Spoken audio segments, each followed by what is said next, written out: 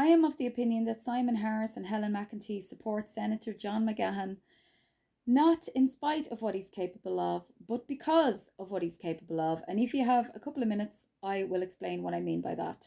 I have a few notes written here. I'm going to refer to them if people don't mind, because it takes quite a long time to make these videos otherwise, and I have quite a bit of canvassing to do.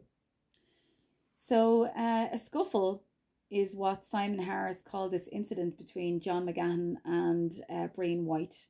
It was clearly more than a scuffle. The CCTV footage shows that. In July, he stated there was clearly an incident, a scuffle, and he, Senator John McGahern, shouldn't have put himself in that scenario. It was not assault, as it was deemed by a criminal court not to be, which is true. But he was, John McGahern was subsequently ordered to pay €39,000 compensation to Mr. White. Simon Harris maintains his position despite video evidence showing Senator John McGahern using serious excessive force against this individual. Now let's stop and think about this for a minute. How many times have you heard Simon Harris use the word thuggery or the words pure thuggery in relation to protesters or in relation to allegedly being jostled in various locations around the country? I think Mayo was one of them.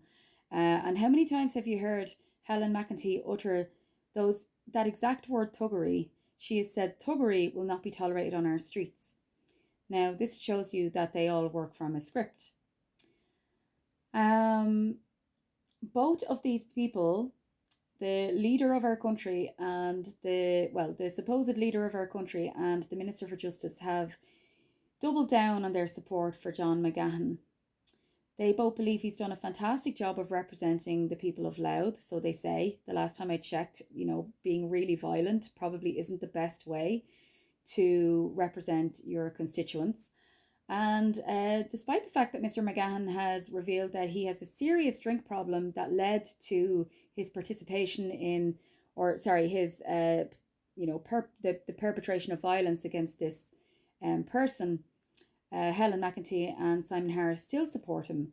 And no offence to anybody who has a drink issue, there's no judgment from me on that score, but do you really want somebody who admits they have a serious drink issue that makes them violent in your government? Why would they want someone like that in their government? There may have been, there may have been a not guilty verdict, but he had to pay compensation. And Simon Harris and Helen McEntee have, of course, offered these meaningless platitudes. The victim's voice is always front and centre. Well, clearly, that's not the case. And that statement doesn't make any sense when you're supporting Senator John McGahern, despite what he has done.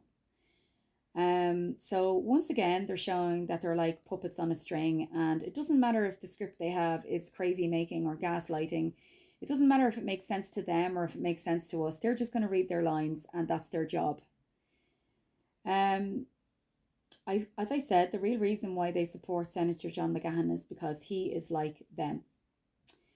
I just want to pause for a moment and just remember the fact that Senator John McGahern inserted in an object, namely a stick of a Twix chocolate bar, into someone's rectum without their consent.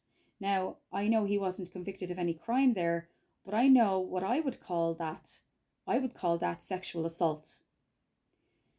You have to ask yourself why two high-profile politicians at the apex of, the political structure in this country would be supporting this person. The fact that he was found not guilty is not enough. Seeing is believing, and there's no way any autonomous, sensible, moral person could view that footage and justify what Senator McGahern did. And that they support him says a lot about themselves. I feel they've supported him because they're severely lacking in a moral compass. And if anyone thinks that Simon Harris and Helen McEntee are in charge in the government or in charge of this country, you're sorely mistaken. They are controlled by supranational entities who are very happy for politicians to behave in amoral ways. That suits their agenda. So these people wouldn't get into government if they were honest, if they were outspoken, if they were intellectually capable, or if they were loyal and empathetic to the people that they represent. It just wouldn't happen. So general scumbaggery or thuggery, to use their scripted word, is something that is rewarded in that world that they occupy and reside in. And that is why, for them, Senator McGahon makes the best possible candidate for the general election 2024.